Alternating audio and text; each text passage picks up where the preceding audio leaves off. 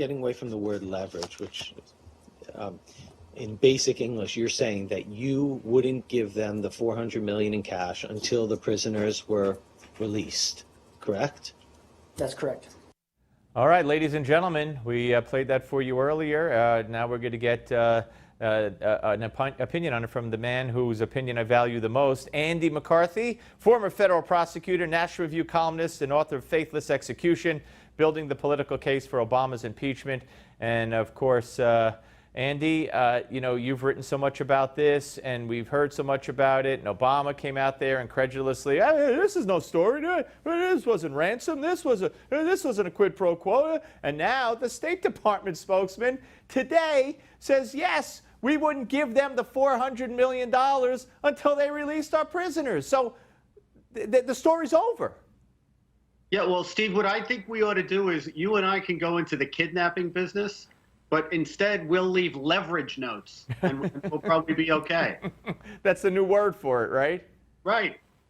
Unbelievable. Well, you know, look, we knew, and what they're trying to do, I think, by making the admission is make the story go away, but there's still basic questions that they won't answer about this thing. So, you know, we've called them on this. There was no reason to do this as a Nicky Barnes-like cash transaction the way they did it. Are we dating ourselves by talking about Yeah, Nicky? I guess. But there was no reason to do it that way. It was clearly a ransom. I believe it was also illegal under the laws that apply. If you or a corporation tried to do it, you'd be arrested for a felony. That's relevant here, Steve, because Obama could have done this legally.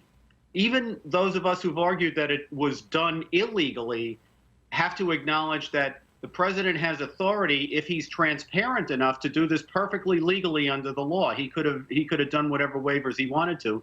Instead, he did it in a sneaky way because he was hoping not to get caught doing this, because if he exposed what he was planning to do, people would have went nuts. Maybe it would have threatened the Iran deal. I don't know. It seems like nothing would have derailed that thing. But there are still basic questions. Like, we're told this was a $1.7 billion transaction, and yet, other than this $400 million, they won't tell us about the other $1.3 billion, except that they paid it already, they now say, and trust them, there's nothing else to that story. They just don't want to get into how they paid it.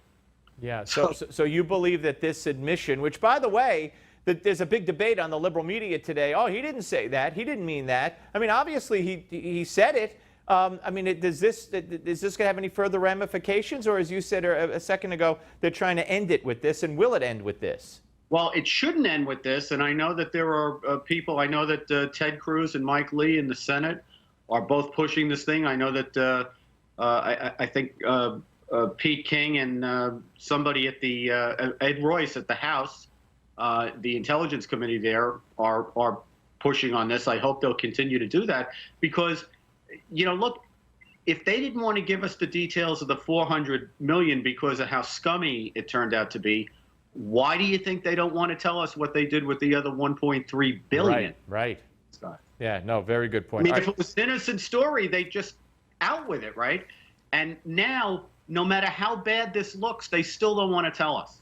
No, you're absolutely right. All right, let me get to two other stories. Let me get to something you've written about extensively as well, and it's culminated, in a sense, a little bit, with the FBI releasing the notes that were taken. When Hillary was interviewed by the FBI, there was no video, there was no transcript, there were notes. So they released these notes, and now the chairman of the committee that requested it and U.S. senators are complaining they're not authorized to read the notes that have been handed over by the FBI, which begs two questions to me, Andy. First of all, what's going on here? How could that possibly be that chairman of intelligence committees can't read these notes? Secondly, how classified must this stuff be that Hillary talked about in this interview relating to her emails if it's so top secret these guys can't even look at it?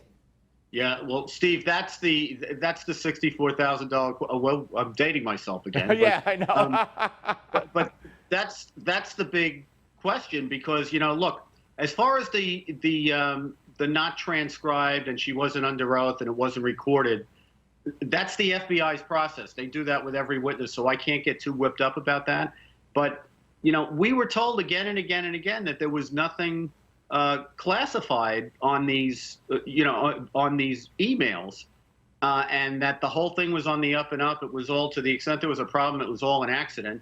And then these guys get the 302, which is the FBI report, or the notes. I don't know if it's the agent's notes that they got or the actual report, but it's so redacted that even the people who have access to it aren't able to make hide or hair out of it. And a lot of people just can't read it because they don't have the security clearance high enough necessary to get it. So how on earth could it have been, harmless and no classified information involved? I think this really stinks. I mean, I think it's clear. I've never heard of a case where the FBI interviews the main subject on Saturday and closes the case on Monday. Yeah, that was really. I mean, that doesn't happen unless you've already decided to close the case before you talk to her. Yeah, very, very bizarre. I want to get one more in here, Andy. Breaking today, just before we took to the air, the AP reporting that Bill Clinton met with officials of the Clinton Foundation and told them that if Hillary wins, they will no longer take money from corporations or from foreign governments, only from American citizens and independent charities. What does that mean to you? It sounds to me like those are gigantic loopholes. And the other question that immediately occurs, Steve, is if it's a bad idea for them to be taking foreign money, why don't they just stop now? Why wait till Hillary's elected?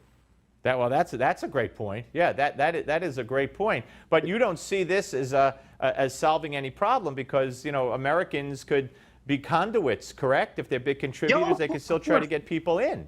Yes, you can use that to do what they've done all along, which is monetize their political influence. Right. But I don't know why I should be worried about foreign money once she becomes president, but I shouldn't worry about foreign money to buy her while she's running for president. That escapes me. Yep. Andy, always great to talk to you, sir. Thank you very much. Take care. Have a great weekend. All right, Andy McCarthy, ladies and gentlemen, the great Andy McCarthy. It's insane. It really, really, really is insane what's going on here. All right, without any further ado, I want to introduce our friend Miranda Khan, who is taking a look at this very, very important issue, which we're all going to be interested in. We'll come back and I'll throw around some ideas. Here's Miranda. Steve, Donald Trump is virtually tied with Hillary Clinton, according to the latest Rasmussen poll, showing the GOP nominee may be making a turnaround after the last couple of rough weeks. And we've actually expanded the party. A new Zogby Analytics poll shows a presidential race as a statistical dead heat. And I think we're going to win in November. Hillary Clinton leads Donald Trump by just 2 points. Libertarian Gary Johnson and Green Party candidate Jill Stein have started pulling supporters from Trump and Clinton since July. We're calling for a Green New Deal. What we see in this poll is Hillary Clinton actually losing some ground, not only overall, but among some of her demographics. Trump's base of support has expanded since July. The party has become much more diverse. Trump is halting a years-long trend that saw Democrats gaining support among NASCAR fans. What you got? And Walmart shoppers. These are folks that feel that not only has government left them behind, but so many other things have left them behind. Who's winning with independents?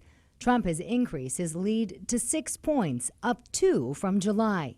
But Hillary Clinton has recently clawed back some of the support she had lost, especially among women. She's picked up 6 points in a month to expand her lead to 10 over Trump. And while Trump has narrowed the gap among all voters in the latest Zogby Analytics poll, Hillary has also expanded her base. She continues to enjoy a wide lead over Trump among Hispanics and African Americans. Donald Trump's message, certainly at least to date, has not been one of diversity.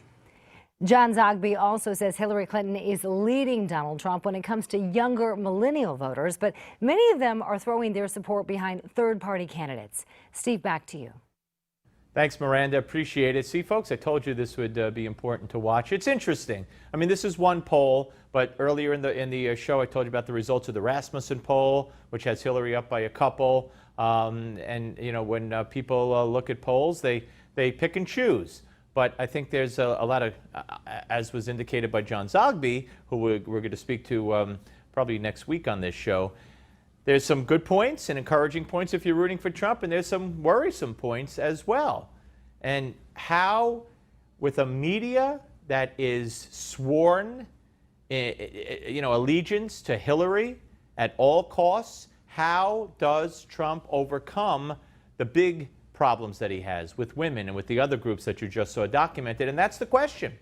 That's the question. That's why the debates, I think these debates are going to be, more important than any debates we've ever seen for Donald Trump, for Hillary too.